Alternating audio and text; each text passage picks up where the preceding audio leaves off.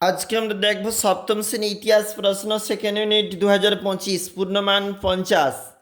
দেখো সঠিক উত্তর নির্বাচন 1 গুণ 10। শাসকেও সুলতান উপাধি নেননি খিজির খান। ভারতে প্রথম জিজিয়া কর চালু হয়েছিল সিন্ধু প্রদেশে। বিজয়নগর সাম্রাজ্যের রাজধানী ছিল হাম্পি। আলাউদ্দিন খিলজির সময়ে দিল্লি আক্রান্ত হয় 2বার। দাগ হুলিয়া ব্যবস্থা চালু রেখেছিল শের শাহ। ভারতে মুঘল সাম্রাজ্যের প্রতিষ্ঠাতা বাবর। হলদিঘাটের যুদ্ধ হয়েছিল 1576 খ্রিস্টাব্দে। আলমগীর নামে পরিচিত ঔরঙ্গজেব। কিলগড়ি প্রাসাদ তৈরি করেন কায়কোবাদ।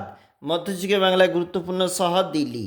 এরপরে দেখো, এর প্রশ্নগুলা এসিকিউ টাইপ রয়েছে, আর এর জন্য রয়েছে কিন্তু 1 নাম্বার করে। কার রাজত্বকালে বিজয়নগরের গৌরব বেড়েছিল? কৃষ্ণদেব রায়ের।